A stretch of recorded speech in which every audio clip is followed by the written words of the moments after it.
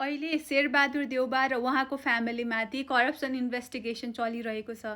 अनि यो सिचुएसनमा उहाँ त आफ्नो फ्यामिलीसँग मेडिकल चेकअपको लागि हङकङमा हुनुहुन्छ।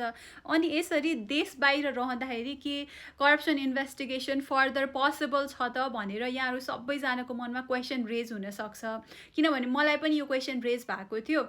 सो अहिले त गभर्मेन्टले 2048 साल यता सार्वजनिक पदमा भएको सम्पूर्ण नेताहरू एवं उच्च स्तरीय पदमा भएको कर्मचारीहरू सबैजनाको सम्पत्ति छानबिन गरिरहेको छ।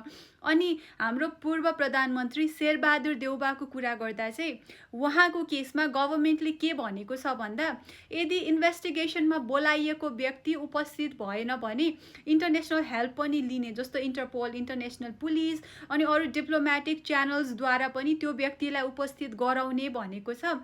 र लास्ट रिसोर्टको रूपमा यदि यो सबै वे युज गरेर पनि त्यो व्यक्ति उपस्थित भएन भने चाहिँ रेड नोटिस पनि इस्यु गर्ने भनेको छ। सो रेड नोटिस भनेको चाहिँ विश्वव्यापी त्यो व्यक्ति जहाँ पनि छ त्यो व्यक्तिलाई चाहिँ उपस्थित गराउने एउटा प्रक्रिया हो, समातेर ल्याउने प्रक्रिया हो। सो यो वे पनि युज गर्न सकिन्छ लास्ट रिसोर्टको रूपमा भनिएको छ। So we all are hoping for a future where there is no corruption अनि there is a very prosperous and happy Nepal.